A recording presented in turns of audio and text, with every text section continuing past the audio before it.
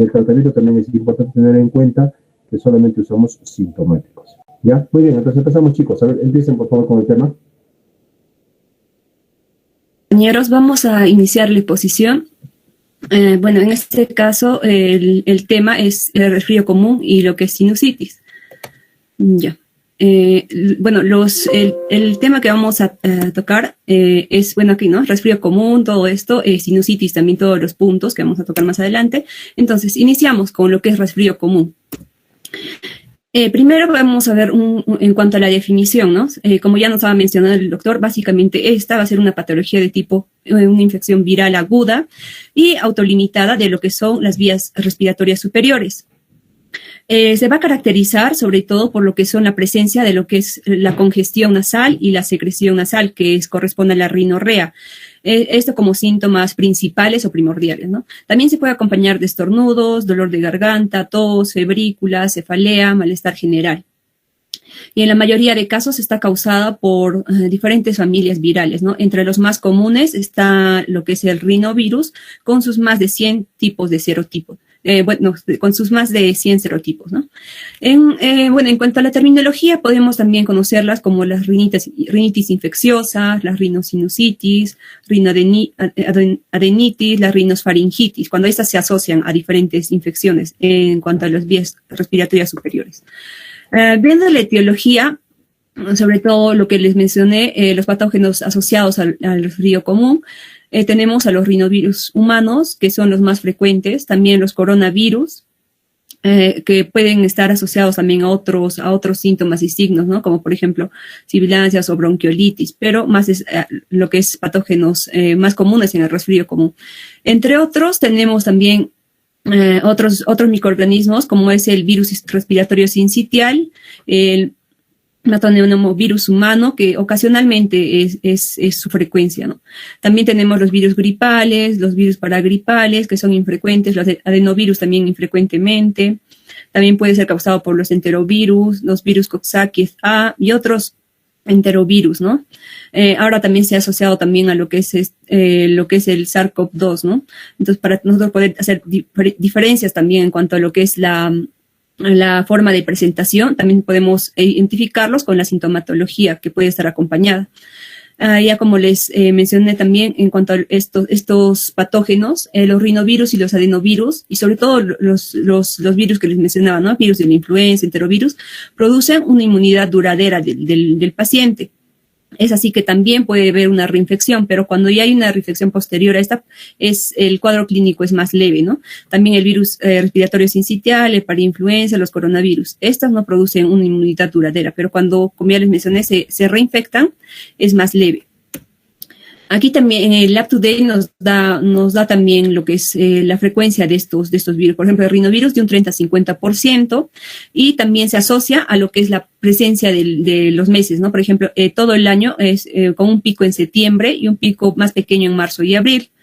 También el virus sincitial respiratorio, un 5%, el virus de la gripe de 5 al 15%, que puede estar asociado a otros síndromes clínicos, por ejemplo, la influenza, el croup, la neumonía. El virus de parainfluencia también en 5%, el adenovirus en menos del 5%, el enterovirus también menos del 5%, que puede estar asociado a otros síndromes clínicos como meningitis aséptica o la herpangina. También el síndrome respiratorio agudo severo del coronavirus, el SARS-CoV-2, que se presenta todo el año, que su proporción de casos es desconocida, ¿no? El coronavirus del resfriado común y entre otros. En cuanto a la epidemiología, lo que es la presencia de este resfrío común, se dice que los niños presentan un promedio de 5 a 8 infecciones por año con una incidencia máxima en menores de 2 años. El 10 al 15% tienen al menos 2 infecciones al año. Y la incidencia va disminuyendo en cuanto aumenta lo que es la edad. Es así que en los adultos se refiere que hay de 2 a 3 resfriados por año. La incidencia es mayor desde los principios de otoño hasta los finales de primavera. En nuestra región, ¿no? Vemos que la mayoría de casos se presenta en lo que es el tiempo de heladas, ¿no? De junio, de todos esos meses.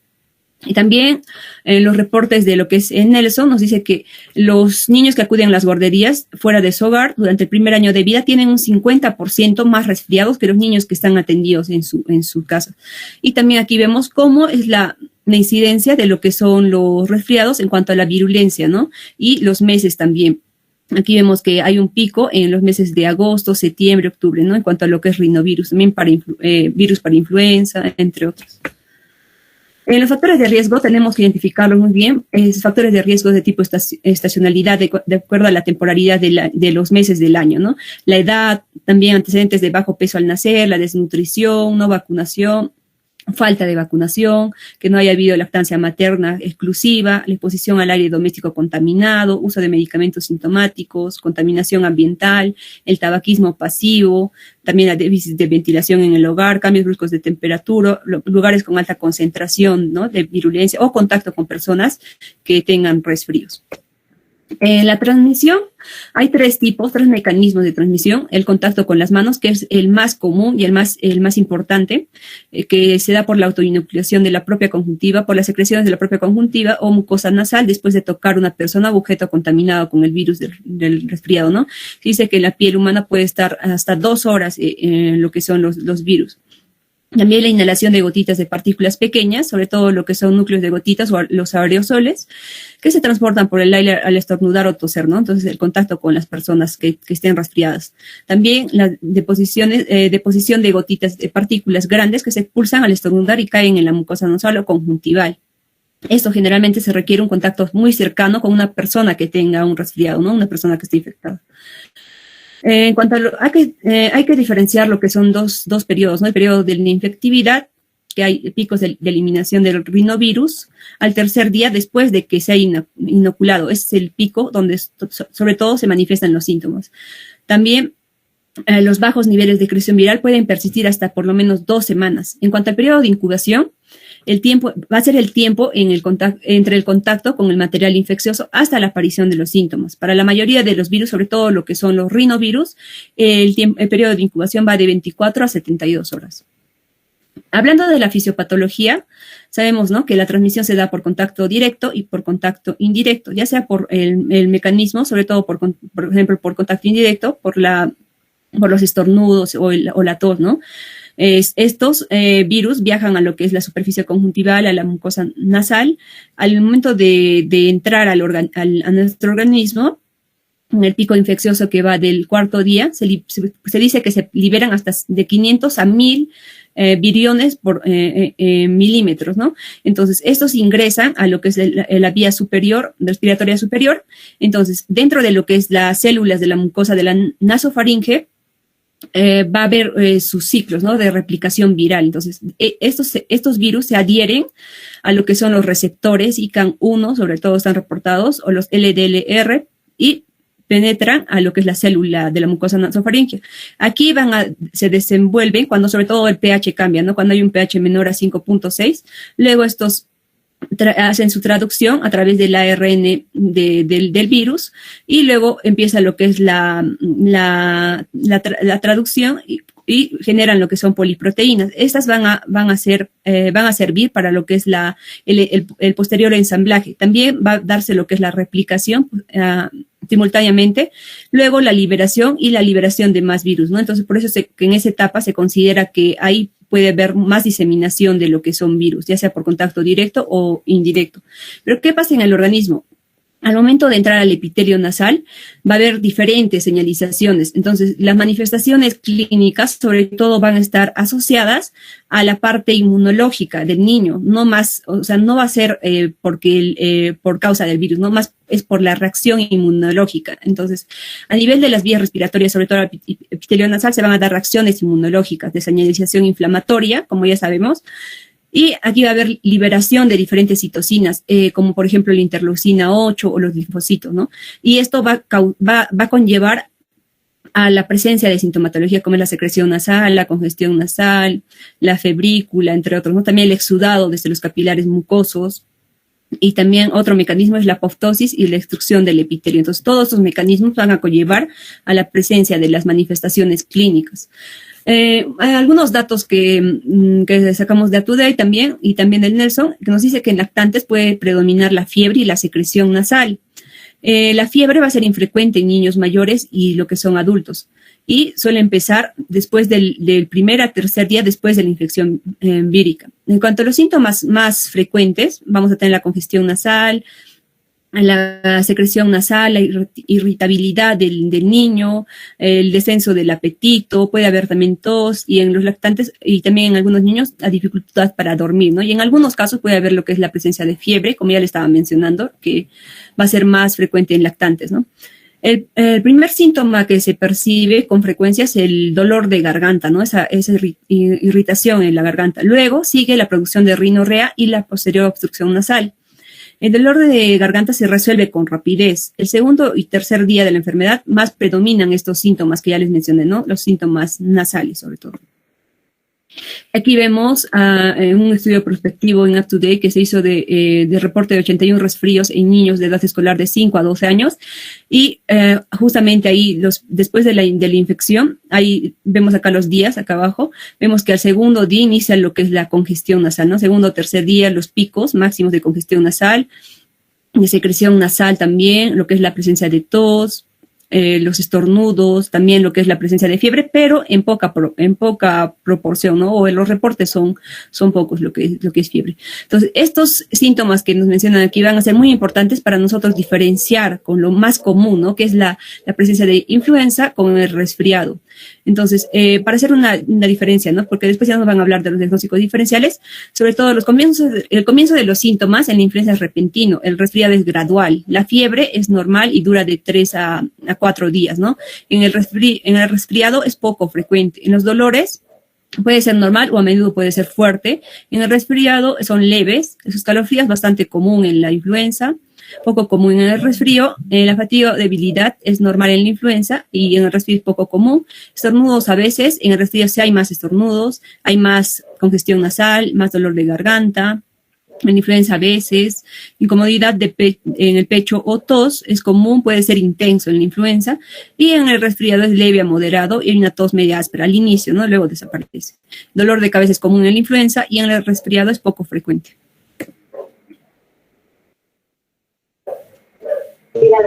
Bueno, continuando con la exposición, vamos a tocar el tema de las complicaciones, ¿no? Sabemos que durante el resfriado común, la presión del oído medio va a aumentar, ¿no? Y esto va a predisponer a que haya una otitis media aguda, ¿no? Ya que va a haber una inflamación de lo que es la membrana timpánica. Esto más que todo se va a dar entre los 6 a 11 meses de edad. Y lo podemos sospechar si el niño presenta, ¿no?, lo que es la fiebre persistente o también tiene el dolor de oído. Siguiente.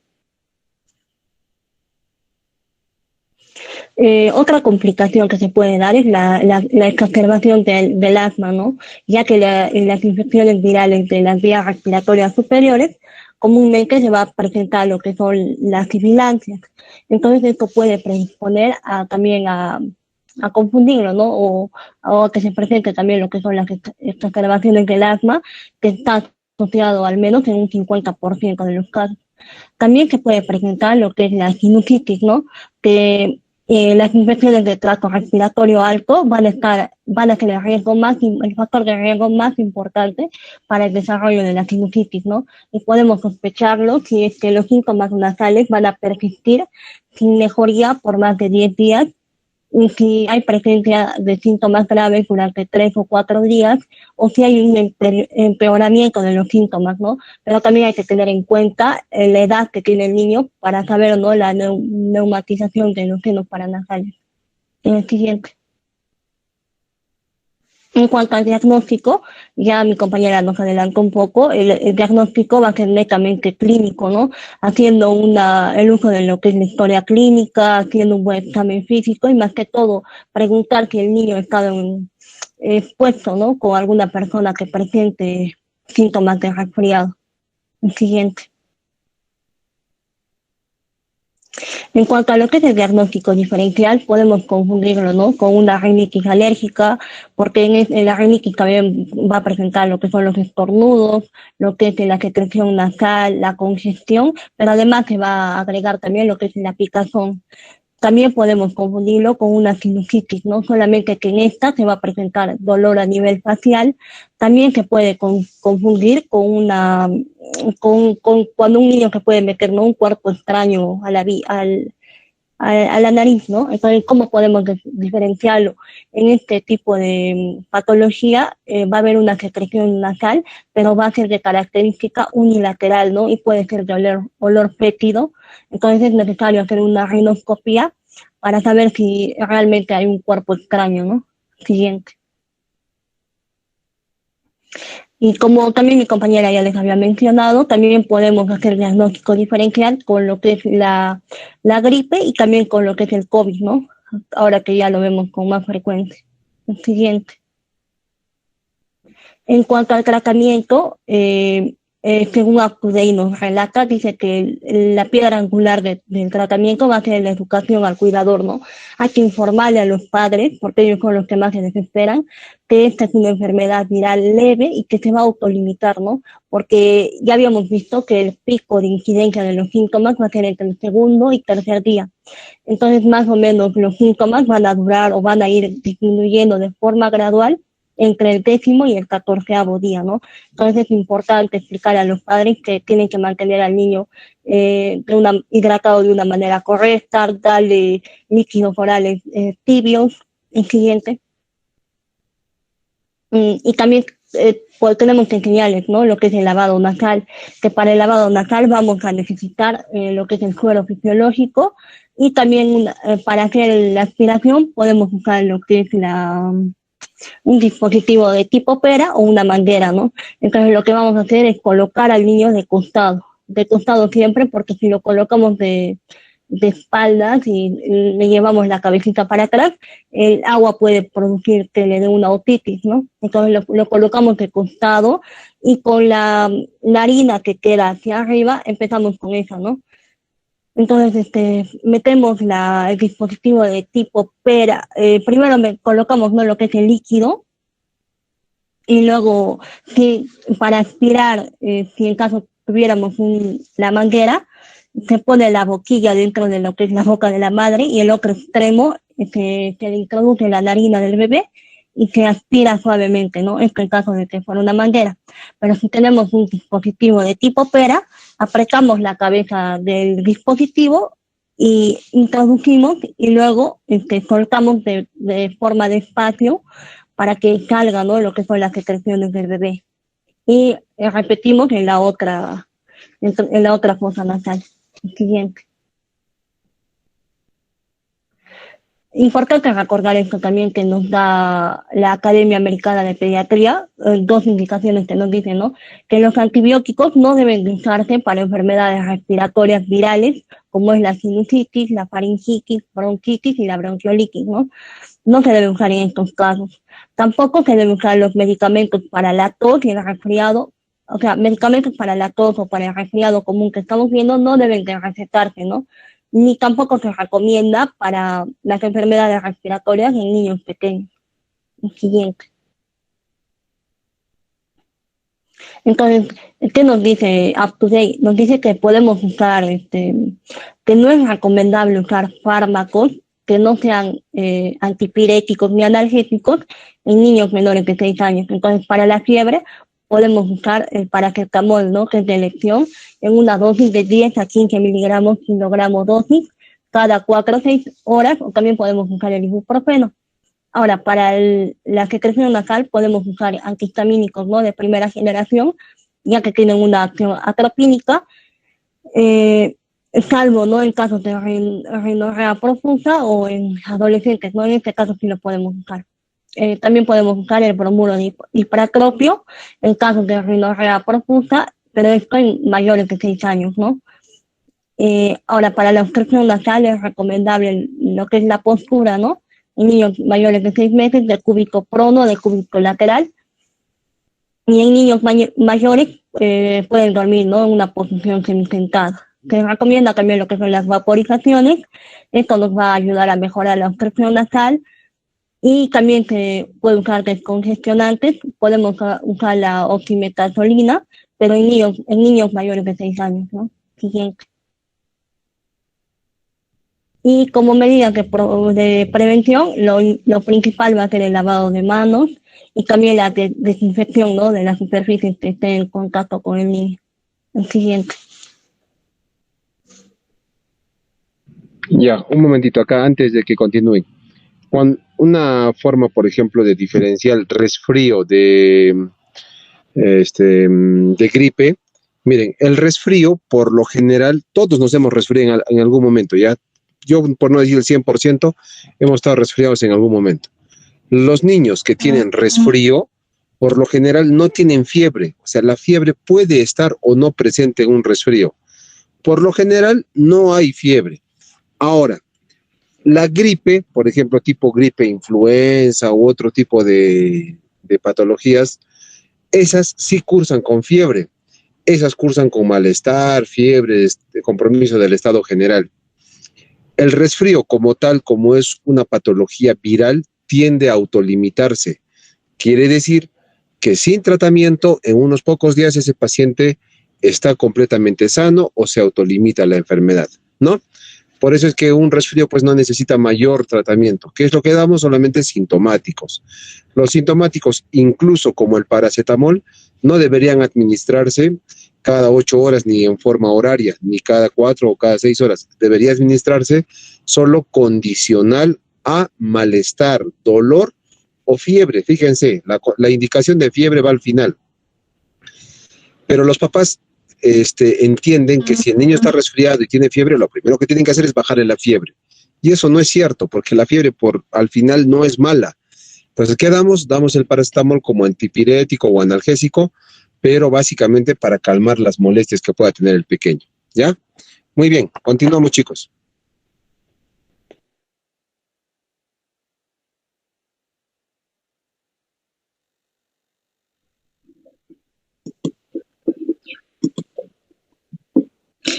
Continuando con la exposición, ahora vamos a hablar acerca de la sinusitis.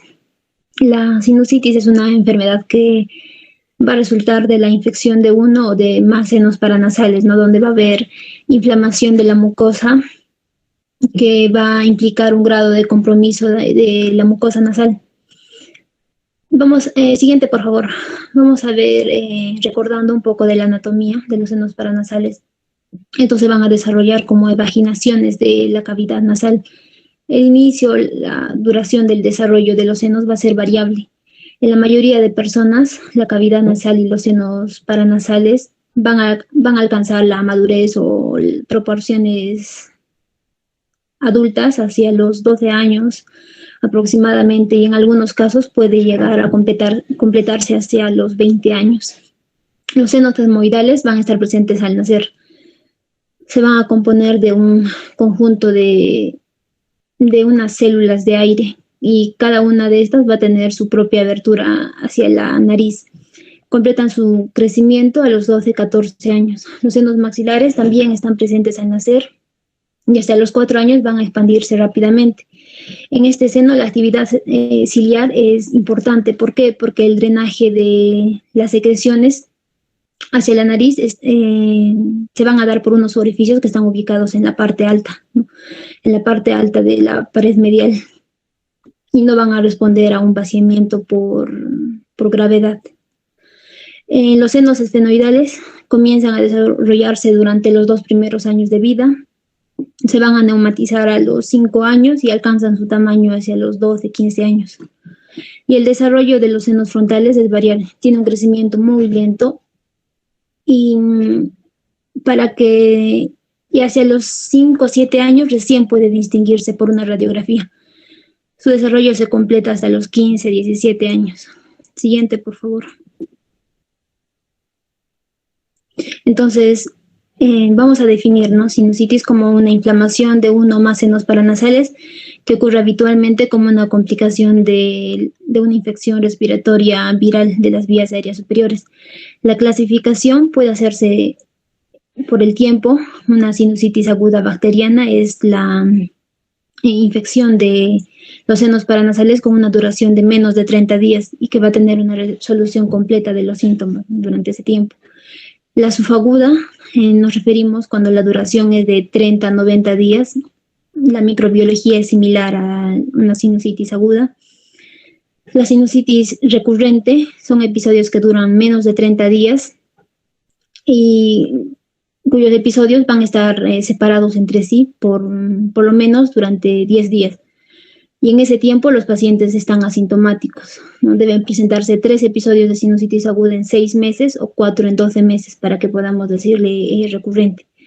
Y la sinusitis crónica van a ser los episodios de inflamación de más de 90 días. Estos pacientes van a mantener los síntomas respiratorios como tos, rinorrea, obstrucción nasal, ¿no? De manera prolongada. Siguiente, por favor. En cuanto a la microbiología, la mayor parte de las infecciones sinusales son virales. Solo una mínima parte, una mínima proporción van a desarrollar una infección bacteriana secundaria. El rinovirus y la parainfluenza van a ser las causas más comunes de la sinusitis aguda. Sabiendo que los senos paranasales son estériles en condiciones fisiológicas, las muestras de cultivo de senos paranasales por punción van a ser lo más adecuado para hacer el diagnóstico etiológico.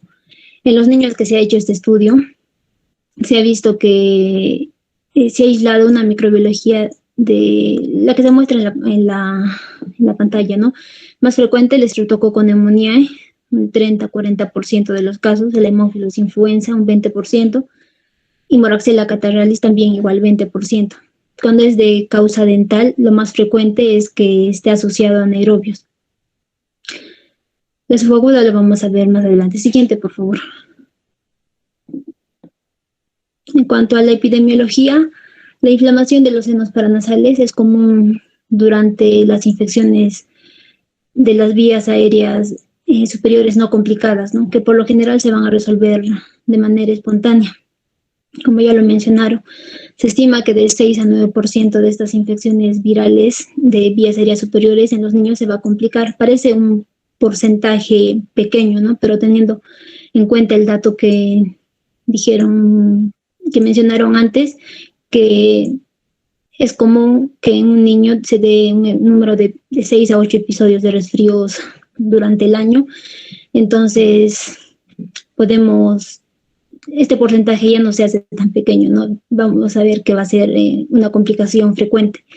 Generalmente ocurre entre los 4 a 7 años, pero puede ocurrir a cualquier edad, ¿no? Incluso se observa que puede haber complicaciones de sinusitis etmoidal en los bebés. Esto debido a que este seno está presente desde el nacimiento, entonces puede producirse una sinusitis desde la época del lactante.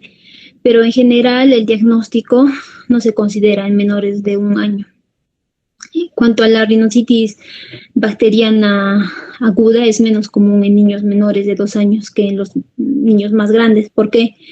Porque la infección viral previa va a predisponer a la otitis media aguda. El tratamiento de la otitis con antibióticos va a evitar que se dé la infección, que esta evolucione, ¿no? hacia una sinusitis bacteriana aguda. Y también porque los orificios de los senos son más grandes en los niños, comparado al de los niños mayores, ¿no? Que son más pequeños y también hay mayor probabilidad de que se obstruyan. Siguiente, por favor. En cuanto a los factores de riesgo, tenemos estos factores que van a predisponer a que los pacientes se obstruya el óseo, ¿no? Tenemos causas como de hinchazón de la mucosa, en los cuales están los más frecuentes, la infección respiratoria viral, la rinitis alérgica, el humo del tabaco, el síndrome del cilio inmóvil, los trastornos inmunológicos, la fibrosis quística. También hay las agresiones locales, el trauma, la intubación, la natación, el buceo. Y las causas mecánicas, tenemos el tumor, un pólipo nasal, el cuerpo extraño, ¿no? La atresia de Coanas, que también son factores predisponentes. Siguiente, por favor. En este cuadro vamos a poder ver cuál es su comportamiento, ¿no? De la infección viral se da por el deterioro de la función mucociliar. En el caso de los patógenos bacterianos se da por una sobreinfección, ¿no? Por las bacterias de la flora respiratoria. La alergia porque producen obstrucción e inflamación. La hipertrofia adenoidea que actúa como un reservorio bacteriano. El tabaco, la polución porque son irritantes.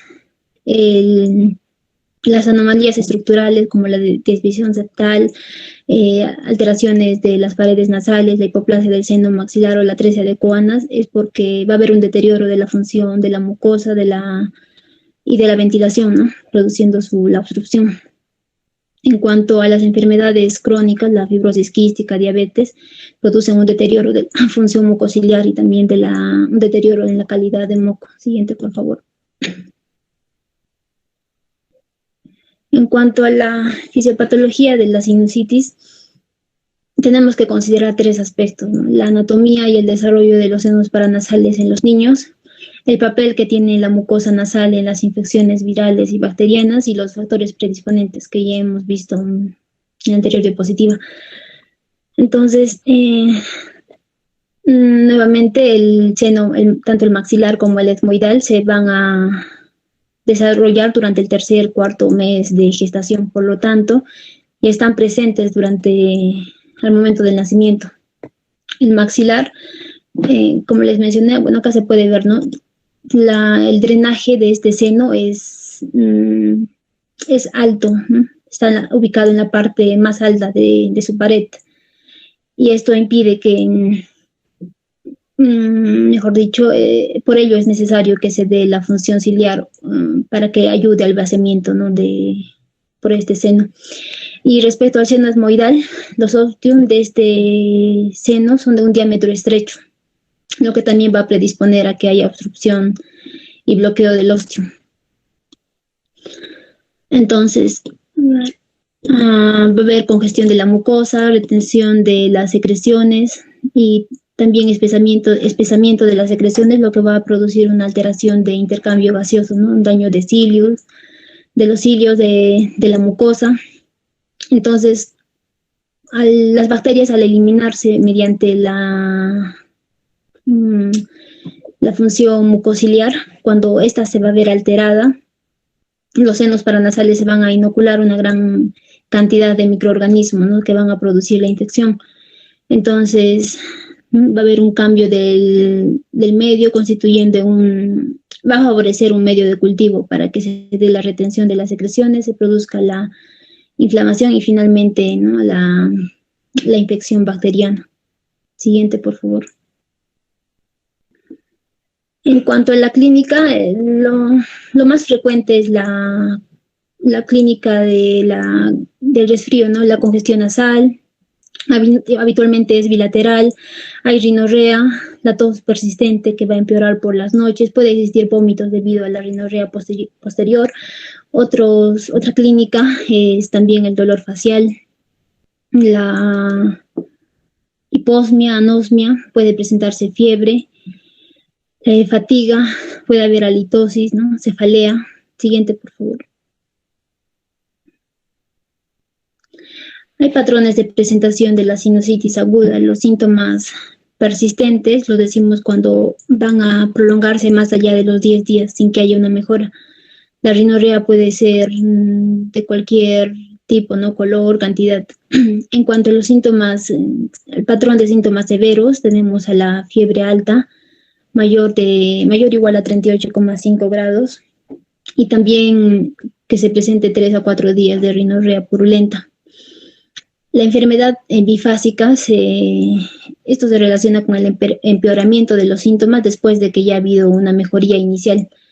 Los síntomas van a aparecer aproximadamente una semana después del inicio de la enfermedad, ¿no? Siguiente, por favor. Este cuadro es para hacer una diferenciación desde la parte clínica entre una rhinositis viral y la bacteriana. En la viral vamos a ver que la fiebre no es frecuente, más bien lo común es que esté ausente. Y si está presente va a estar al inicio de la enfermedad. Y en cambio en la rhinositis bacteriana, va a presentarse y va a ser bastantes temperaturas elevadas, ¿no? Mayor o igual a 39 grados. La secreción nasal y la tos en la viral va a presentarse por picos y luego una mejoría constante. En cambio, en la bacteriana no mejora, al contrario, va a ir empeorando con el tiempo. La mala apariencia también está presente en la rinocitis bacteriana, el dolor de cabeza intenso de igual manera. Y en cuanto al curso clínico, en la viral, después de alcanzar su pico máximo, va a ir con una mejoría progresiva. Y en la rinocitis bacteriana no. Los síntomas persisten más de los 10 días y van agravándose, no hay una mejoría. Siguiente, por favor. Buenas tardes, doctor. Buenas tardes, compañeros. Ahora vamos a proceder con el diagnóstico de la sinusitis. Siguiente, por favor. Bueno, para esto tenemos que entender, ¿no?, que mayormente en los niños las infecciones del tracto respiratorio superior, incluida la faringitis, la bronquitis y la bronquiolitis, y nuestro tema, ¿no?, la sinusitis, son causadas generalmente por virus, ¿no? Por lo tanto, el uso de antibióticos va a ser innecesario e incluso, ¿no?, podemos generar, ¿no?, mayores reacciones adversas por su uso y lo más peligroso, ¿no?, incrementar la resistencia hacia los antibióticos. Es por ello que es muy importante saber cuándo una sinusitis es una bacteriana, ¿no?, y no es viral, y por lo tanto, ¿cuándo tendríamos que dar antibióticos? Siguiente, por favor. Es así que varias asociaciones, varias academias, ¿no?, varias guías de práctica clínica, incluida la Academia Americana de Pediatría, la ICSA y el UpToDate, recomiendan 3 criterios que ya lo comentaron anteriormente, ¿no? Primero, síntomas persistentes, o sea, que el niño venga con congestión nasal, tos, rinorrea, por más de 10 días, ¿no? ¿Y por qué ponen ese corte de 10 días? Porque generalmente una sinusitis de origen viral va a durar precisamente esto, ¿no?, 10 días, ¿no? Y si se alarga la duración, entonces generalmente ya pensamos en un origen bacteriano. Síntomas severos, ¿no?, que el niño venga con una historial de 3 días, ¿no?, de fiebre elevada, ¿no? Algunos ponen el corte de 38.5 grados Celsius, ¿no? Otros ponen el corte de 39 grados centígrados. Entonces, fiebre más una rinorrea purulenta por al menos de 3 días entran dentro del dominio de síntomas severos, ¿no? Y empeoramiento de los síntomas se refiere, ¿no?, empeoramiento de la congestión nasal, de la tos, después de una mejoría, ¿no? Generalmente el patrón de una sinusitis viral es que en los 3 o 4 días hay una mejoría de los síntomas, mientras que en el 5º o 6º día, perdón, por favor.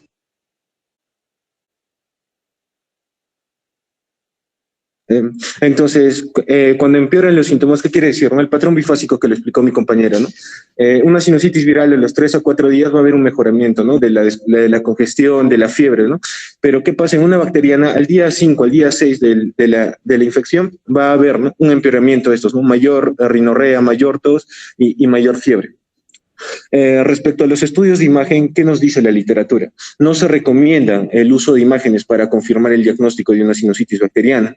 ¿Y por qué es eso? Porque en los niños, como vieron, el desarrollo de los senos paranasales va a ser todavía, recién se está dando, y por lo tanto, cuando un niño tenga una infección del tracto respiratorio superior, que no sea una sinusitis, igual va a generar anomalías en una radiografía. Por lo tanto, esta es una prueba poco sensible y específica, y por lo tanto, no nos va a brindar ayuda alguna, ¿no?, sobre todo para distinguir, ¿no?, una sinusitis viral de una bacteriana y de alguna otra infección de la vía respiratoria alta. Pero es importante saber que sí debemos tomar cuando hay complicaciones intracraneales u orbitarias, que ya las voy a describir anteriormente. O sea, cuando hay una complicación sí estamos en la obligación de pedir un estudio de imagen, ¿no? Generalmente se pide una TAC, ¿no? Y es importante saber, ¿no?, que el estudio de imagen se pide para confirmar la complicación y para confirmar la causa de la complicación, que en este caso es la sinusitis, ¿no? Y ahí tenemos patrones anormales como una opacificación completa de los senos paranasales, un engrosamiento de la mucosa de menos 4 milímetros o un nivel hidroaéreo. Respecto a la aspiración sinusal, tenemos que recordar que esta no es usual, no se va a pedir usualmente, salvo casos excepcionales cuando haya fracaso del tratamiento y cuando haya alguna inmunosupresión y por lo tanto pensemos, ¿no?, que la sinusitis está causada por patógenos ya más raros como hongos o parásitos. Siguiente, por favor. Entonces, ¿no?, acá les traigo las pruebas de que tanto la Academia Americana de Pediatría como la Sociedad de Enfermedades Infecciosas de América están de acuerdo, ¿no?, con lo que les propuse en la anterior diapositiva de la revisión. Siguiente, por favor. acá nos dicen lo mismo, ¿no? Que una sinusitis bacteriana tenemos que considerarla utilizando estos 3 criterios. La enfermedad persiste, empeora el curso de los síntomas o hay un inicio severo, ¿no? Como ven acá, el inicio severo de la enfermedad la definen, ¿no? Con una temperatura mayor o igual a 39 grados centígrados.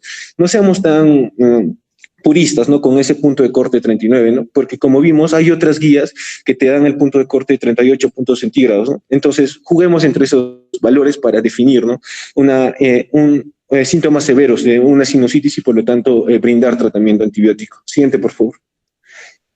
Y acá te recalca, ¿no? La Academia Americana de Pediatrías, que nosotros no debemos pedir imágenes para confirmar o para discernir entre una sinusitis bacteriana de alguna otra infección del tracto respiratorio superior, viral sobre todo.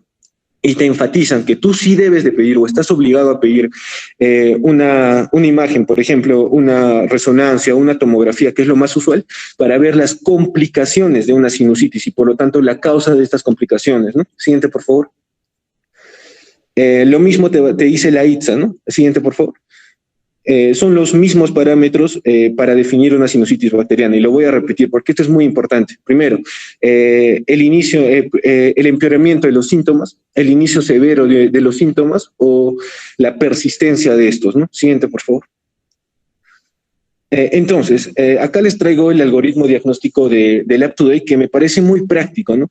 ¿Y qué te dicen, no? Que cuando estamos ante una sospecha clínica de una sinusitis, independientemente que sea viral o bacteriana, primero tenemos que ver si hay complicaciones, porque las complicaciones de una sinusitis son mortales, son muy mortales, y por lo tanto tenemos que estar alertas primero a las complicaciones para luego discernir, ¿no?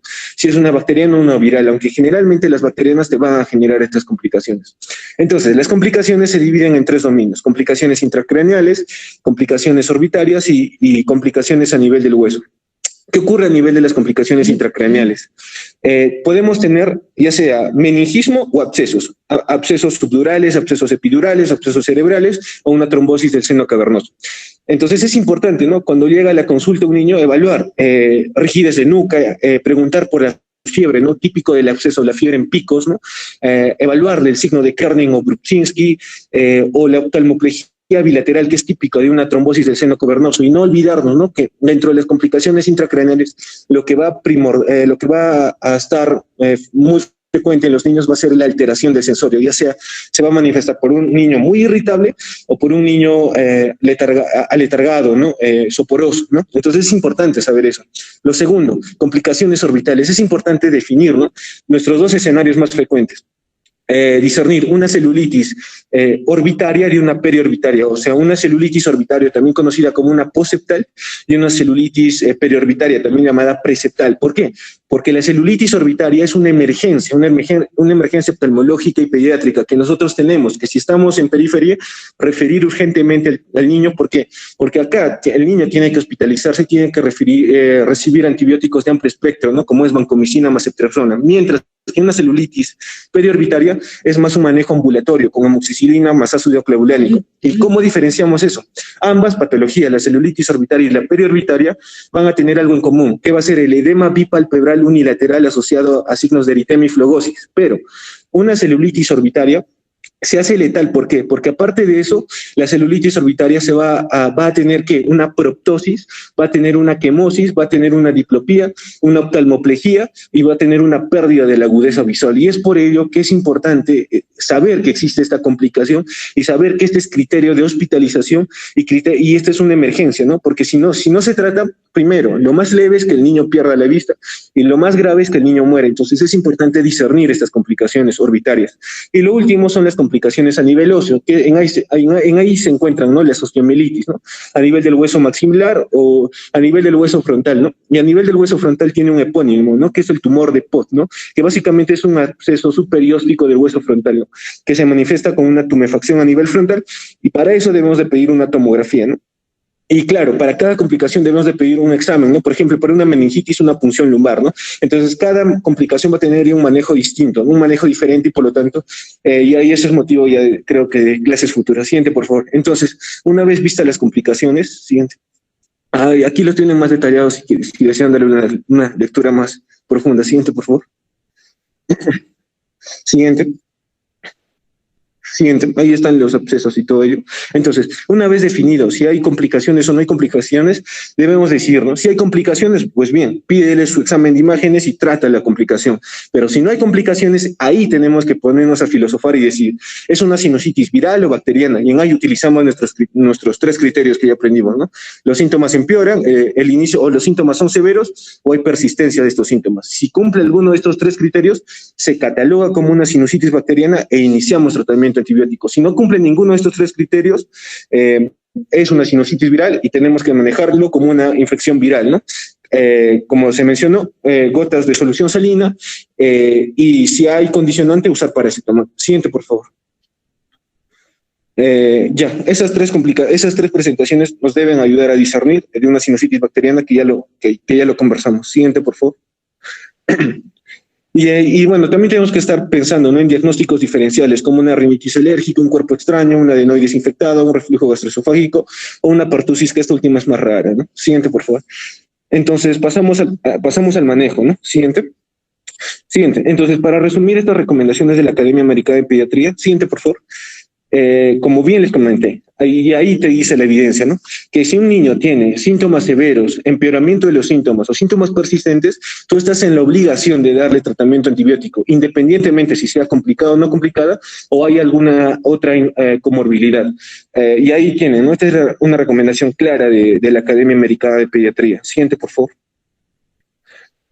Es así que UpToDate, aparte de estas recomendaciones que te da la AAP, también te dice, ¿no?, que si el niño ha recibido antibióticos en el mes previo o tiene una infección bacteriana concurrente o tiene alguna condición subyacente, ya sea asma, fibrosis quística o alguna condición de inmunosupresión, también tendríamos que pensar en darle antibióticos, ¿no?, ante una sospecha de sinusitis. Siguiente, por favor. Es así que aquí les presento, ¿no?, algunas recomendaciones de la Academia Americana de Pediatría que les voy a simplificar en 2 frases. La primera, el tratamiento de elección de una sinusitis bacteriana es amoxicilina con ácido clavulánico. Y segundo, una vez prescrito la amoxicilina con ácido clavulánico, debemos esperar hasta 72 horas para ver la mejoría de los síntomas. Si no hay mejoría de los síntomas a los 72 horas, tenemos 2 opciones. La primera es que nos hayamos equivocado de diagnóstico. Y la segunda, que es más frecuente, que debemos rotar de antibióticos, ¿no?, hacia una terapia de segunda línea que le vamos a conversar secuencialmente. Ese es básicamente un resumen de de las recomendaciones de la Academia Americana de Pediatría. Siguiente, por favor. Y lo mismo te dice la ITSA, ¿no? Pero la ITSA es más exquisita en sus recomendaciones. Primero, te enfatiza que la amoxicilina clavulánica con ácido clavulánico es superior a la amoxicilina sola como terapia empírica para una sinusitis bacteriana. Segundo, respecto a la alta dosis. ¿Qué quiere decir eso? Para entender eso tenemos que saber que cuando nosotros recetamos amoxicilina con ácido clavulánico tenemos 2 maneras de recetarla. Una a dosis estándar a 45 miligramos por kilo por día y otra a dosis altas a 90 miligramos por kilo por día. Entonces la ITSA te dice que tú tendrías que recetar amoxicilina con ácido clavulánico a dosis altas. ¿Cuándo? Cuando tu niño sea menos de 2 años. ¿Cuándo? Cuando haya sido hospitalizado recientemente, en los 5 días previos, cuando haya recibido antibióticos en el mes pasado, o cuando cuando el niño, tenga alguna condición de inmunosupresión. En esos casos, tú tendrías que iniciar el tratamiento antibiótico con amoxicilina con ácido clavulánico a altas dosis, ¿no?, que es 90 miligramos por kilo por día. La otra recomendación que te dice es que los betalactámicos son superiores a las fluoroquinolonas, particularmente al levofloxacino. La siguiente recomendación es que los macrólidos, tanto los macrólidos como el cotrimoxazol, que es el trimotropin sulfamethoxazol, siguiente por favor, y las tetraciclinas no son recomendados en niños. Como terapia de segunda línea, te menciona ITSA que tú en niños tienes que usar una combinación de clindamicina con cefalosporinas orales de tercera generación, como son cefixima y cepodoxima. Y la otra recomendación que te dice es que si el niño presenta alergia a los betalactámicos, tienes que preguntarte, ¿no?, ¿es una hipersensibilidad tipo 1 o no es tipo 1? Si es tipo 1, está contraindicado darle betalactámicos. Por lo tanto, el antibiótico de elección ahí es el levofloxacino. Mientras que si no hay, o sea, si la hipersensibilidad a los betalactámicos no es tipo 1, le puedes dar la terapia combinada que les comenté anteriormente, ¿no?, clindamicina, ya sea con cefixima o con cepodoxima. Siguiente, por favor. También la ICSA te recomienda que la duración de tratamiento de los antibióticos debe ser de 10 a 14 días en niños. Generalmente van a ver que muchas guías de práctica clínica ponen el punto de corte 10 días, pero acá ya tienen otra evidencia, ¿no? Que la terapia puede ser de 10 a 14 días. Y te dice, ¿no? Que para pacientes con rhinosinusitis de causa viral, las irrigaciones con solución salina o con agua mezclada con sal es de elección, ¿no? Como tratamiento adyuvante. También te recomienda que los corticoides intranasales solo se deben dar a niños que tienen antecedentes de rinitis alérgica. A otros niños no tienes por qué dar. Y tampoco tienes que dar ningún descongestionante tópico ni oral y tampoco un antihistamínico, ¿no? Y ahí tienen la evidencia. Siguiente, por favor. Esta es ya una posología que no los voy a detallar por premura del tiempo, pero sí tenemos que recordar, ¿no? Las dosis de la amoxicilina con ácido clavulánico, ¿no? Recordar la dosis estándar, 45 miligramos por kilo por día, y la dosis altas a 90 miligramos por kilo por día, que es lo que más vamos a utilizar, considero yo, ¿no? En la práctica clínica. Siguiente, por favor. Este es un algoritmo de la ICSA, me parece un poco escueto. Mejor pasemos al algoritmo de la UpToDate, siguiente por favor, que es más complejo y que es más interesante, ¿no? Porque acá ya tiene algo muy interesante, que es un score de severidad de la sinusitis. Si se puede agrandar, no sé si se puede agrandar, pueden ver en la parte superior izquierda, ¿no? De la pantalla este score, donde, para simplificar, no, lo pueden leer en el UpToDate, el punto de corte que toma UpToDate es 8 puntos. ¿Qué quiere decir? Si nosotros calculamos ese score a un niño con sospecha de sinusitis bacteriana, y si tiene un score mayor o igual a 8, se cataloga como una sinusitis severa, y por lo tanto nosotros estamos obligados a darle la terapia de amoxicilina con ácido clavulánico a altas dosis. ¿Qué quiere decir eso? A 90 miligramos por kilo por día. Mientras que si ese score sale menos de 8 puntos, entonces se considera, ¿no? Como una sinusitis leve o moderada. Y en acá vemos los factores que estaba comentando la ICSA, ¿no? Que te recomendaba la ICSA. El niño tiene menos de 2 años, ha usado antibióticos el mes pasado, ha sido hospitalizado en los 5 días previos, o tiene alguna condición de inmunosupresión, o no ha recibido la vacuna contra el neumococo. Entonces, si cumple alguno de estos criterios, tu hijo o el niño, perdón, debería recibir tratamiento antibiótico a altas dosis, ¿no? Con amoxicilina, ácido clavulánico. De lo contrario, el niño tiene que recibir amoxicilina con ácido clavulánico a dosis estándar, ¿no? Que es 45 miligramos por kilo por día. Esperamos 72 horas y vemos la eficacia del tratamiento antibiótico en la mejoría de los síntomas. Y nos preguntamos, ¿hay mejoría de síntomas?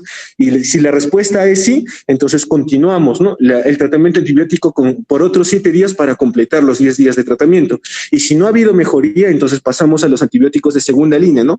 Acá UpToDate hace una disquisición. Acá no utilizan la terapia combinada, ¿no? Que es clindamicina con cepodoxima, como te lo recomendaba el ICSA. Acá UpToDate prefiere la monoterapia, ¿no? Puede ser con cefdinir o cepodoxima, como pueden ver en la pantalla. Y de ahí te haces de nuevo la pregunta, ¿no? ¿Hay mejoría de los síntomas a los 3 días de tratamiento? Y si la respuesta es sí, genial, continúas por otros 7 días para completar los 10 días. Y si no, ya es condición de hospitalización. Siguiente, por favor. Entonces, ya para culminar, esto es lo mismo que el cuadro, ¿no? Pero más explícito. Siguiente, por favor. Ya, entonces nos quedamos acá, ¿no? Si no ha habido mejoría, esa es una condición de hospitalización, pero también hay otras dos condiciones para hospitalizar a un niño con sinusitis bacteriana. La primera es que tenga una apariencia tóxica, la segunda que haya complicaciones, ya aprendimos cuáles son, y la tercera que haya falla al tratamiento, ¿no? Cuando hay una de estas 3 complicaciones o cualquiera de estas 3, entonces hospitalizamos. Siguiente, por favor. Y la terapia de elección, cuando un niño está hospitalizado, son 3, ¿no? Ampicilina, sulbactam, ceftriaxona y levofloxacina, ¿no? Generalmente se utiliza la ceftriaxona a dosis de 50 miligramos por kilo por día, ¿no? Entonces, y eso creo que sería todo. Siguiente, por favor. Sí, eso es todo. Muchas gracias.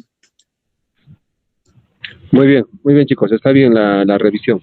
Es importante saber que cuando usamos amoxicilina con ácido clavulánico, el ácido clavulánico actúa básicamente como un vehículo para poder potenciar la actividad o la acción de la amoxicilina, pero como efecto colateral del ácido clavulánico, el más importante es que produce una alteración de la flora bacteriana intestinal, que para recuperarla, por haber usado clavulánico, más o menos demoran, algunos autores dicen, de 4 hasta 6 años.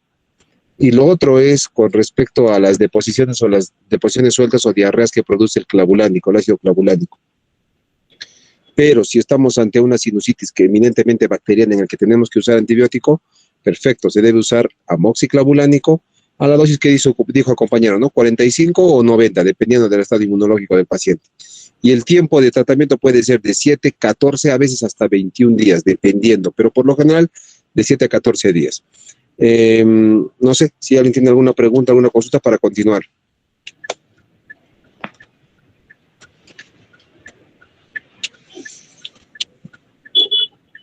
Muy bien chicos, continuamos entonces. Ya, doctor, lo vamos a presentar en un momentito.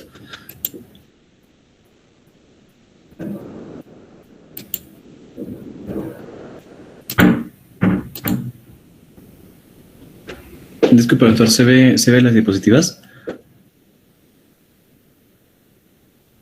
Sí se ve, está bien. Ya, doctor, gracias. Doctor, buenas tardes. Compañeros, buenas tardes. Vamos a exponer el tema de faringitis aguda. Empezamos con la definición. La faringitis va a ser una inflamación de la mucosa que reviste la faringe, ¿no? Y como sabemos, la faringe, vamos a definirla primero anatómicamente, es un tubo músculo membranoso de más o menos 13 a 14 centímetros, que está formado por, que tiene diferentes regiones, como se ve acá en la figurita. Tiene una zona que está relacionada con la nariz, que es la nasofaringe, una región que está relacionada con la cavidad oral, es la orofaringe, y la región que está relacionada con la laringe es la laringofaringe, y se continúa con el esófago, ¿no? También tenemos que reconocer que en la nasofaringe el epitelio de la mucosa es diferente, es un epitelio cilíndrico, estratificado, ciliado. En cambio, en la orofaringe y la laringofaringe, el epitelio es escamoso, estratificado, no queratinizado. Ahora, tenemos que también, bueno, con esa atingencia de la anatomía de la faringe, vamos a pasar a lo que es la faringitis, ¿no? La faringitis es va a ser una inflamación justamente en la mucosa que está recubriendo a la faringe, ¿no? Y se va a caracterizar generalmente porque va a haber presencia de inflamación aguda de la faringe, puede presentar también eritema, edema, exudados o exantemas, también puede presentar, y puede ser de múltiples etiologías, ¿no? Es decir, bacterianas y no bacterianas. Generalmente el curso es benigno y puede tener una resolución rápida, a menos que tenga complicaciones, ¿no? Como los abscesos periamigdalinos. Puede identificarse causas potencialmente graves, como las de infecciones por estreptococos de grupo A. Ya. Ahora, dentro de la epidemiología, más o menos, perdón, voy a compartir mi cámara.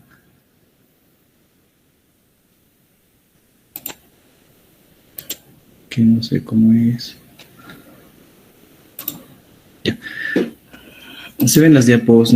Sorry, ¿se ven las diapos? Sí se ve. Ya, sorry, gracias.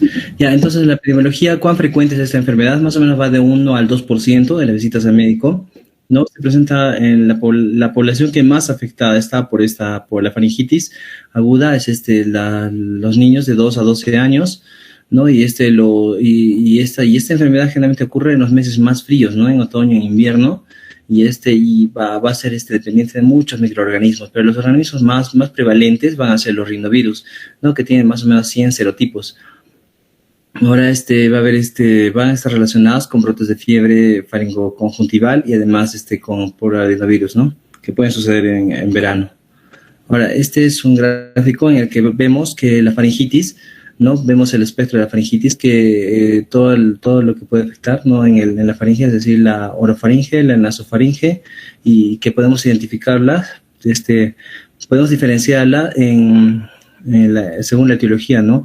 Que puede ser viral o bacteriana. En la faringitis viral, vamos a ver que el compromiso de las amígdalas va a ser menor, ¿no? No se va a ver no se van a ver placas, por ejemplo, en la inspección del físico, no se van a observar placas. Los arcos palatoglosos y palatofaringios en la cavidad oral se van a ver menos inflamadas, menos eritematosas, ¿no? Es al examen físico, ¿no? Ahora, en la etiología, como dije anteriormente, puede ser infecciosa y no infecciosa, ¿no? Hay que diferenciarlas de acuerdo al examen físico, por eso va a ser muy importante realizar el examen físico de la cavidad oral, ¿no? Para identificar si puede ser infecciosa y no infecciosa. En las causas en la etiología infecciosa, generalmente va de un 25 a un 45% de los casos, ¿no? Y las bacterias que están implicadas en la etiología de la faringitis va a ser las micoplasma, la clamidia, el Corynebacterium diphtheriae, los estreptococos de grupo C, los estreptococos de grupo A también, ¿no? Las más frecuentes. Ahora también la Neisseria gonorrhoeae, el Treponema pallidum, y dentro de lo que es los virus van a estar más relacionados lo que es el virus del Epstein-Barr, el citomegalovirus. Y dentro de las causas no infecciosas de una enfermedad, podemos tener aquellas que están relacionadas con las alergias, ¿no? Una sinusitis por alergia o una rinitis alérgica, también una faringitis aguda secundaria a la exposición a humos también, o secundaria a una exposición a aire seco y frío, también una faringitis aguda que puede estar producida por esfuerzos vocales o por estrés de la faringe, ¿no? Por un esfuerzo que se haya hecho con la faringe.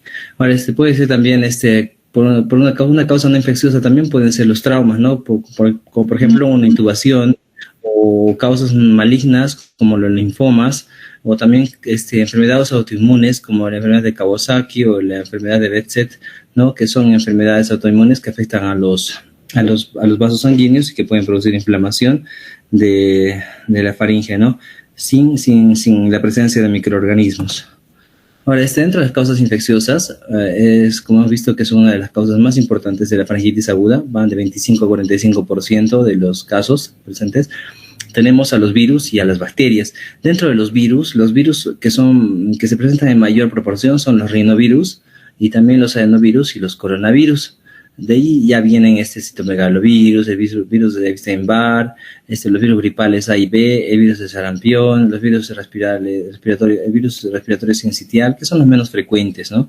Dentro de las bacterias, de las bacterias que pueden producir faringitis agudas, tenemos los más frecuentes son los estreptococos piógenes, que son del grupo de los estreptococos de grupo A, también el Fusobacterium necrophorum, y luego tenemos ya en segundo lugar y con menos frecuencia la Neisseria gonorrhoeae, el Corynebacterium diphtheriae, el Chlamydia trachomatis, el estreptococos de grupo C, cuyos reservorios son los animales, ¿no? El estreptococos de grupo G también, el Mycoplasma pneumoniae.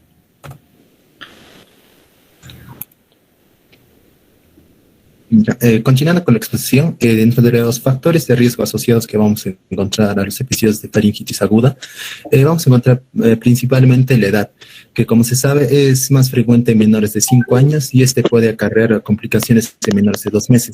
Ahora, seguidamente de esto, también va a estar relacionado a lo que es con el bajo peso al nacer. Como se sabe, el bajo peso al nacer va a condicionar alteraciones inmunológicas y posteriormente va a deprimir lo que son las defensas locales. Y posteriormente lo que va a constituir lo que es el segundo factor de riesgo más importante en casos de faringitis aguda. Como tercer factor vamos a encontrar lo que es el no uso de la lactancia materna. Es muy importante la lactancia materna debido a que dentro de la leche materna vamos a encontrar lo que son los anticuerpos, tales como la lactoferrina y entre otros. Dentro de las funciones importantes de va a radicar de que estas van a impedir lo que es la colonización del aparato respiratorio superior, tales como son por bacterias, patógenos o entre otros. En el caso de la faringitis aguda va a ser prácticamente por el estreptococo beta-hemolítico del grupo A y de lo que es de los virus principalmente. Ahora, la estacionalidad, por otra parte, ya también va a estar relacionada a los cambios bruscos de temperatura que van a presentar en el medio ambiente. En este tipo de casos se puede presentarse todo el año o en algunos casos va aumentando según su incidencia en las épocas frías en las cuales vamos a presentar, siendo las épocas de mayor incidencia las temporadas de invierno y los principios de la edad de los meses de primavera. Ahora, también otro factor que va a estar relacionado, vamos a encontrar aquellos casos de que los niños no van a ser vacunados. Ahora, en el caso del niño no vacunado, debemos tener en cuenta de que un niño que no va a presentar vacunas va a estar expuesto fácilmente a todo tipo de contraer cualquier tipo de infección, tales como agentes patógenos, como virus y bacterias, que en este tipo caso de faringitis vendría a ser como los virus y el estreptococo del grupo beta-hemolítico A. Ahora, también va a ser relacionado episodios de tabaquismo pasivo porque estas van a disminuir la mucosa respiratoria en el recién nacido.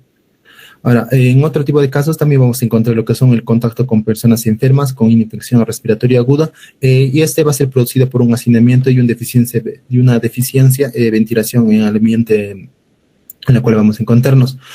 Es motivo por el cual que va a aumentar la posibilidad de contagio y de recontagio en los pacientes, en este tipo de pacientes. Siguiente, por favor. Un momentito, pero voy a cortar el micrófono.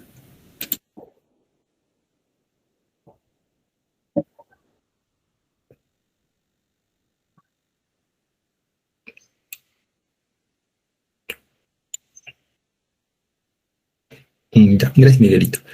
Para hablar sobre lo que es la transmisión, en este tipo de casos ya también vamos a tener en consideración de que la transmisión del virus se va a producirse por contacto directo, tales como son las secreciones contaminadas. Esto va a ocurrir a través del uso de lo que son de nuestras manos o seguidamente el autoinoculamiento propio de lo que nosotros vamos a realizarnos a través de la nariz o la mucosa conjuntival, la cual va a ser en este tipo de pacientes. Ahora, en menor proporción, también va a estar relacionada por el uso de aerosoles directamente de una persona contaminada a una persona sana. Ahora, en el periodo de incubación de la faringitis aguda va a oscilar dentro de las horas, desde las 12 hasta las 72 horas aproximadamente. En este tipo de casos, las personas infectadas son contagiadas desde las horas de inicio de los síntomas hasta el segundo o hasta el tercer día, donde ya va a aparecer los síntomas propios de la enfermedad. Ahora, la transmisión de la enfermedad se va favoreciendo en espacios cerrados, como mencioné anteriormente, y esto va a estar dado por el propio hacinamiento que nos vamos a encontrar. Y va a estar relacionado también con la poca ventilación que vamos a presentar. Ahora, asimismo, también vamos a encontrar en áreas densamente pobladas, tales en donde los niveles de contaminación van a sumar a la cadena de transmisión de la enfermedad. Siguiente, por favor. Ahora, para hablar sobre la presentación clínica, debemos entender que en la gran mayoría de casos es muy difícil diferenciar qué tipo de faringitis vamos a encontrar. Vamos a encontrar dos tipos, la de tipo estreptocócica o de tipo vírica. En el caso de origen estreptocócica, las principales características que vamos a encontrar vendría a ser lo que es el dolor de garganta. En la gran mayoría de casos vendría a ser de un comienzo brusco. Esta va a estar acompañada por lo que es la fiebre, el malestar general y la cefalea. En algunos casos también vamos a encontrar episodios de dolor abdominal. Seguidamente a esto van a estar acompañadas también por lo que son las náuseas y los vómitos, y este van a estar exclusivamente en aquellos niños que van a ser con bajo peso al nacer.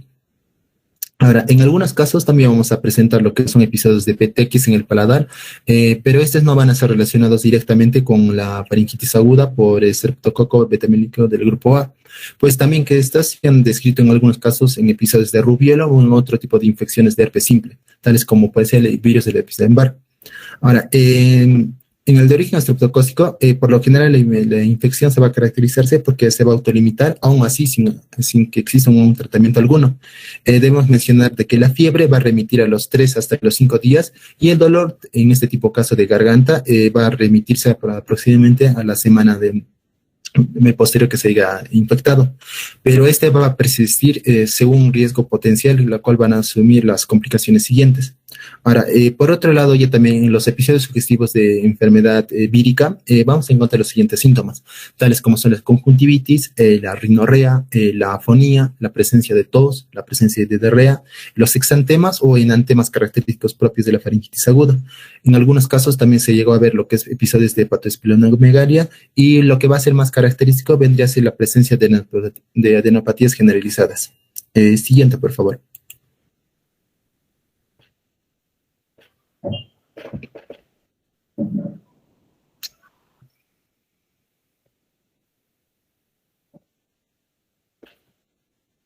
Siguiente, un favor, Miguelito.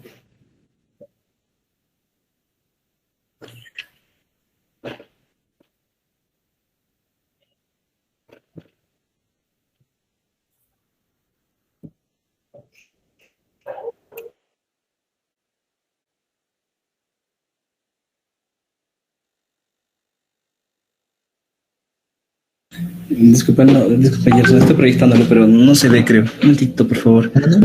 Me avisas si se proyecta. Ya está bien.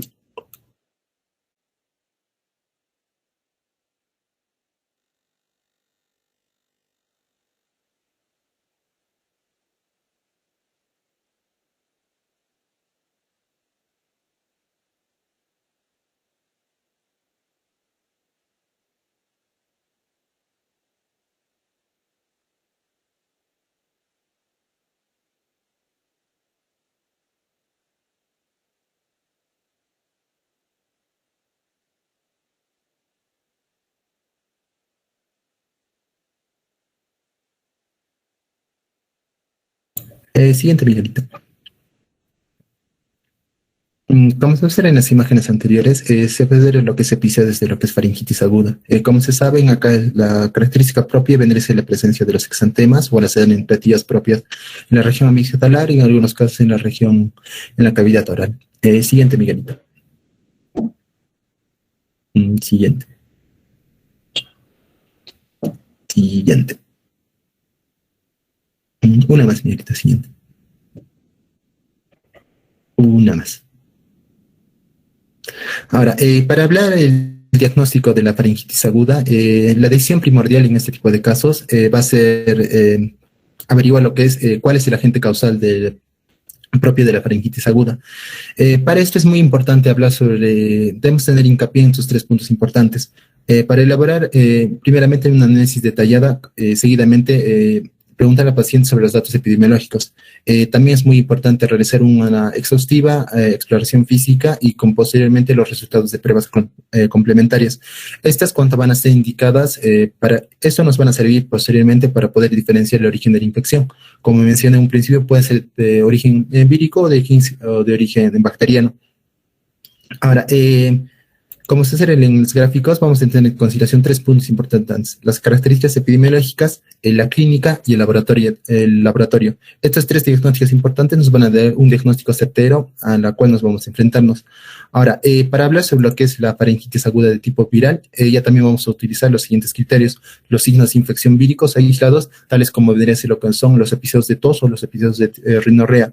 Estos vamos a complementarlo con los signos de la infección vírica característicos, tales como son las conjuntivitis, la diarrea, la roncorrea, la estomatitis con úlceras bien definidas y en algunos casos los exantemas víricos.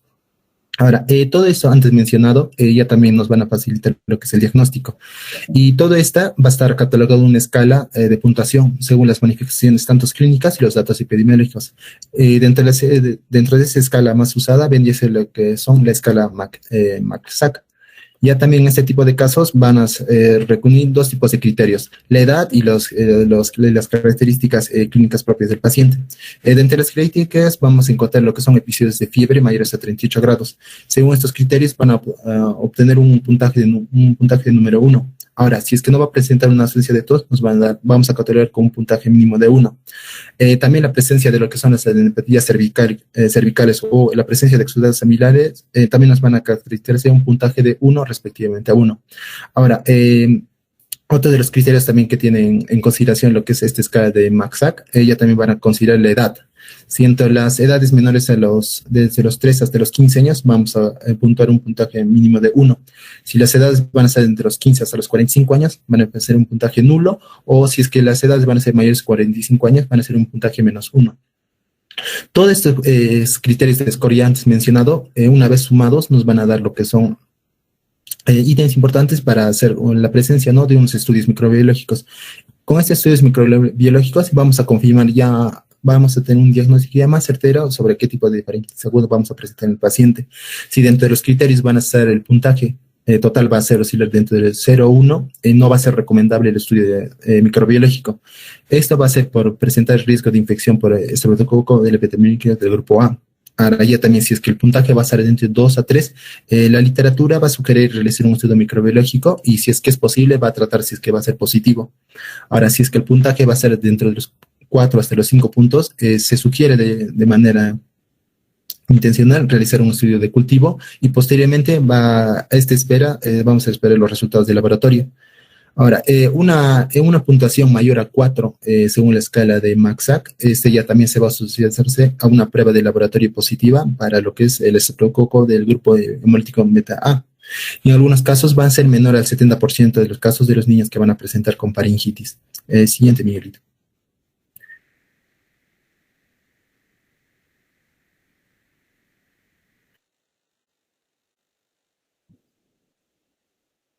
Continuamos con la exposición.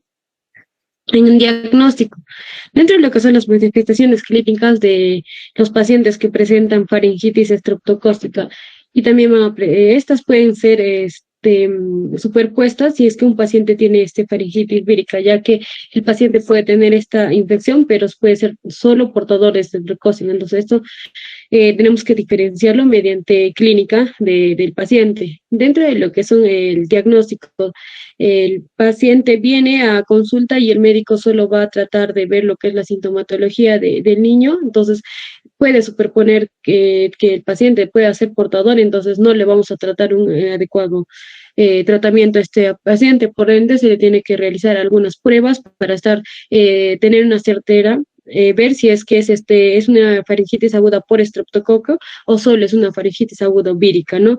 Para lo cual nosotros, para este diagnóstico de faringitis por estreptococo, se tiene que basar en lo que son datos clínicos y también datos epidemiológicos. En algunos casos, pues, estas van a ser utilizadas mediante laboratorios. Los pacientes candidatos para poder confirmar microbiológicamente que este paciente tenga estreptococo tienen que ser, pues, niños mayores de 3 años que tengan una evidencia clínica de faringitis aguda estreptocócica. En este caso tiene que ser la clínica, ¿no? Que el niño tenga fiebre, pero fiebre alta, dolor de garganta. Y también dentro de lo que es datos clínicos tenemos que ver el cuadro de Center. Si nosotros vemos la puntuación Center y tiene más de 3, pues es un candidato para hacer la prueba microbiológica para descartar estreptococo. Si el niño tiene algunos síntomas de faringitis aguda estreptocócica o haya estado expuesto, ya sea algún familiar o en la escuela o en el colegio, alguien haya tenido, pues, faringitis aguda por estreptococo, a este niño también se le tiene que hacer un examen microbiológico, ¿no? Para descartar esto.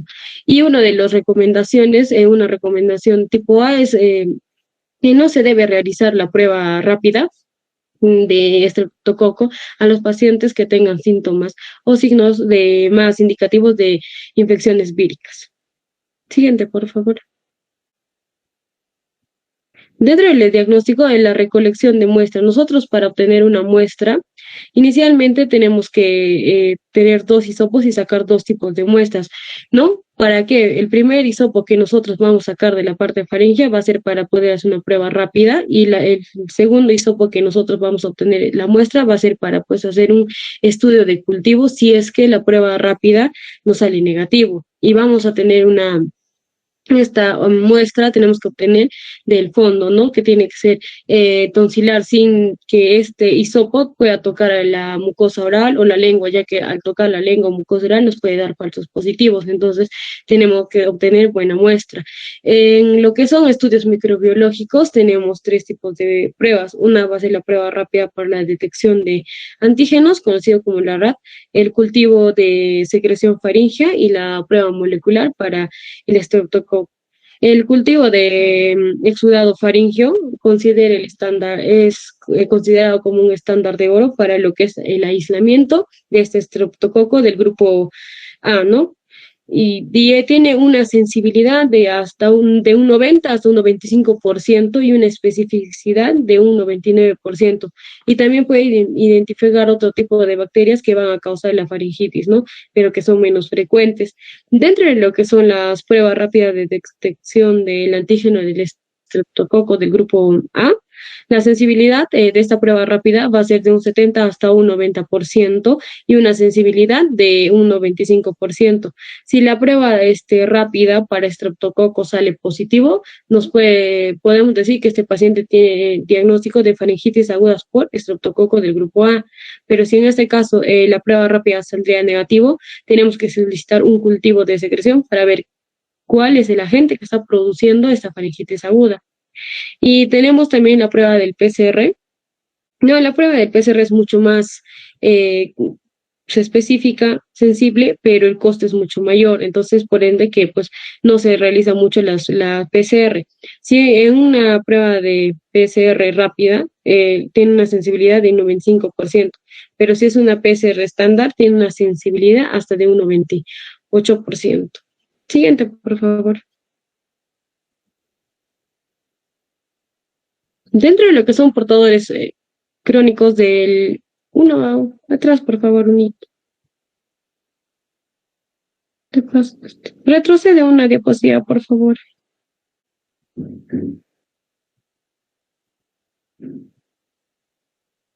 Ya, siguiente, por favor. Dentro de los portadores crónicos del estreptococo del grupo A, tenemos que los pacientes que van a albergar en la faringe, pues este estreptococo, puede ser que no hayan recibido un tratamiento adecuado, ¿no? Y a quién mayormente les va a dar, a aquellos niños que tienen de 3 hasta los 14 años son los más frecuentes de obtener este estreptococo, mientras que los niños menores de 3 años o menores de 18 años es muy infrecuente que puedan tener pues faringitis aguda por estreptococo. Por lo tanto, los criterios o punto center modificado para poder nosotros decir si este paciente puede tener faringitis aguda por estreptococo, va a depender mucho de la puntuación que nos va a dar pues este center, ¿no? Entonces hay una alta probabilidad de infección si nosotros hacemos el cuadro de center y nos da un puntaje de 3 a 5, allá podemos considerar que este paciente pues tiene y se le hace la prueba rápida, mientras que si nos sale de puntuación de 0 a 2 es una baja probabilidad de tener esta infección, ¿no? Entonces ya no se le puede hacer, ya no le hace la prueba rápida. Entonces, aquellos pacientes que tengan estreptococo del grupo A, se le recomienda la clindamicina como para tratamiento, ¿no? Que se le da 20 miligramos por kilogramo de peso al día, dividido en 3 dosis o cada 8 horas. Siguiente, por favor.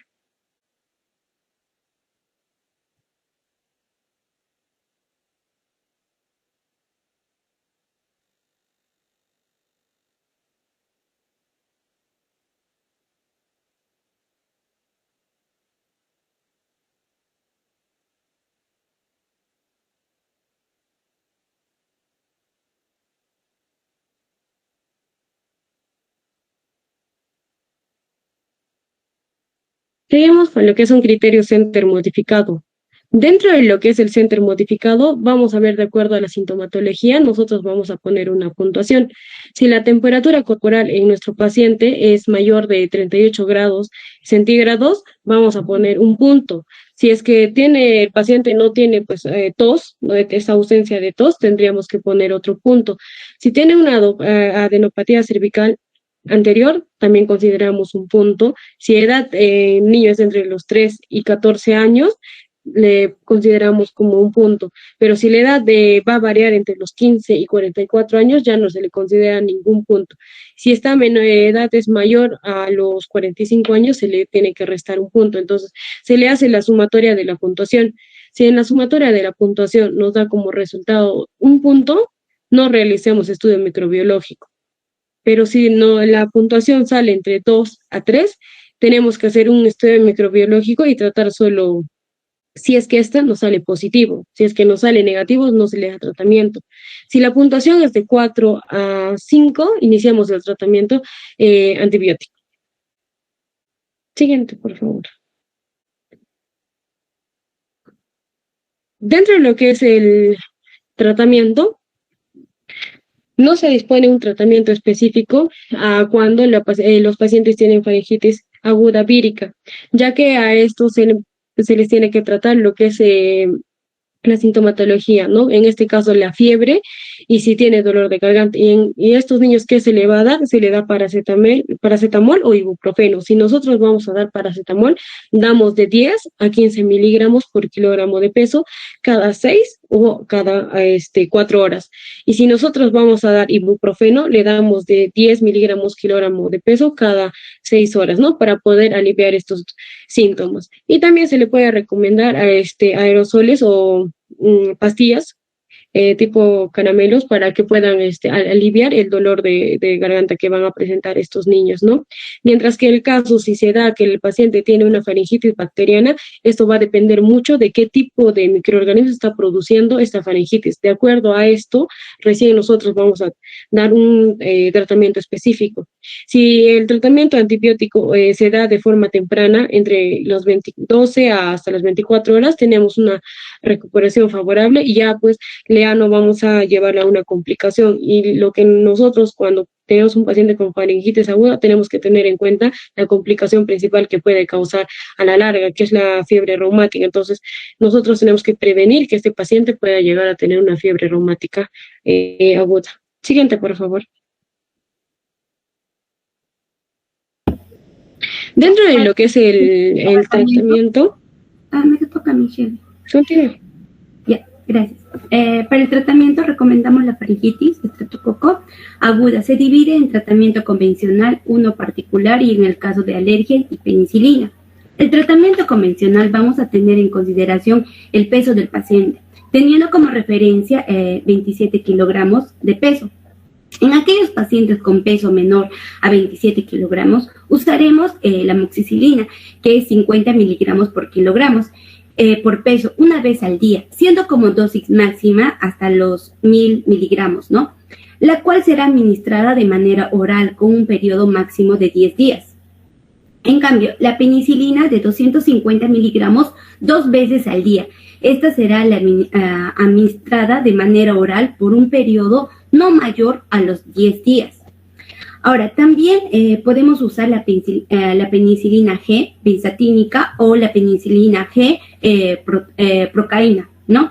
A dosis de 600.000, ¿no?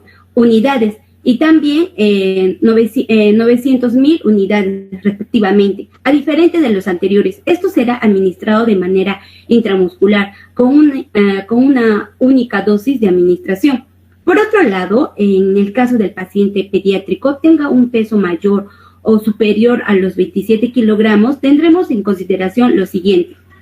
Usaremos la penicilina B en dosis de 500 miligramos, 2 veces al día, con una duración máxima de 10 días, la cual será administrada de manera oral, si es que tolera el paciente, ¿no? En el caso de no tolerar la vía oral, usaremos la penicilina G benzatínica a dosis de 1,2 millones de unidades a dosis única, pero de manera intramuscular. Bueno, ahora nos preguntamos en el caso de que, de que el paciente sea alérgico a la penicilina, ¿qué otros fármacos podríamos dar? Entonces, en este caso usaríamos la cefalosporina o los macrólidos, ¿no? Para este caso, las cefalosporinas usaremos las de la primera generación, como tales la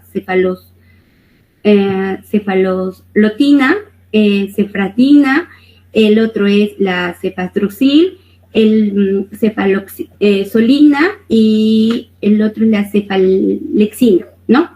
En este caso, los macrólidos, las dosis varían según el medicamento, ¿no? Por ejemplo, la acitromicina de 200 miligramos por kilogramos por peso se le da una sola vez al día con una duración del tratamiento, ¿no? De 5 días. Pero en este caso particularmente debemos tener mucho cuidado que las dosis máximas no exceda los 500 miligramos en el primer día y 200 miligramos los días posteriores, ¿no? Ahora, el otro también tenemos que es la claritromicina, que es 15 miligramos por kilogramos por peso, 2 veces al día con una duración de tratamiento de 10 días. Y por último, la eritromicina. Siguiente, por favor. Bueno, faringitis recurrente. Bueno, la faringitis recurrente se define como un nuevo ataque en un periodo inferior a un mes de un episodio, tratado correctamente con antibióticos, ¿no? Esta situación es muy frecuente en la actualidad, pues el 20% de faringitis estreptococo beta hemolítico del grupo A experimenta recurrentes a los 30 días y 33 a los 60 días, ¿no? Dentro de los criterios que tenemos que tener en cuenta son, ¿no? El reinfección por el mismo tipo M, si no se ha desarrollado el anticuerpo específico, ¿no? Y también el cumplimiento inadecuado del tratamiento del antibiótico oral. También es la resistencia a los macrólidos y el estado de portador crónico de la estreptococo del grupo A. Siguiente, por favor. Bueno, dentro de las complicaciones y pronóstico, este porcentaje es del 1 al 2% de niños con faringitis agudas, mal o no controlados, ¿no? Que tenemos ahí son las otitis media, sinusitis, el otro sería mastoiditis y por último sería la adenotitis purulenta, ¿no? Bueno, las complicaciones supurativas se presentan en el 1 al 2% de los episodios faringitis aguda. Bueno, estos no tratados, ¿no? Con antibióticos o bien tratados con antibióticos inadecuados, ¿no? Las complicaciones más frecuentes encontramos que es la fiebre reumática, la artritis reactiva, bueno, otras complicaciones más, ¿no? Supurativas, mucho menos frecuentes, son las meningitis, el asexio cerebral y etc., ¿no? Siguiente, por favor. Bueno, dentro de la prevención, bueno, en la actualidad se está desarrollando vacunas dirigidas a prevenir las infecciones por diversos virus, ¿no? La profilaxis antimicrobiana con penicilina oral a diario previene la infección recurrente. Ahora, es así que la raíz de esto, la penicilina es el tratamiento de elección para la faringitis, debido a su eficacia, seguridad, y también a su espectro estrecho, bajo costo, ¿no? La mayoría de los adultos se trata con penicilina oral B de 500 miligramos dosis o de miligramos de 2 a 3 veces al día durante un total de 10 días. Siguiente, por favor. Gracias.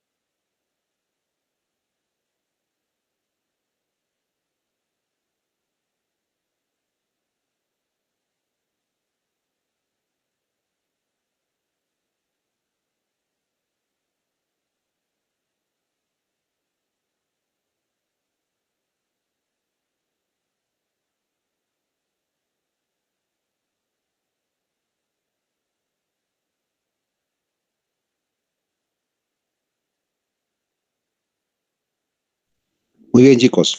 ¿Preguntas?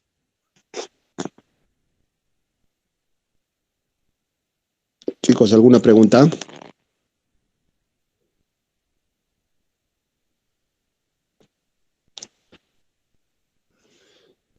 Muy bien. Ya, yo creo que es suficiente por hoy.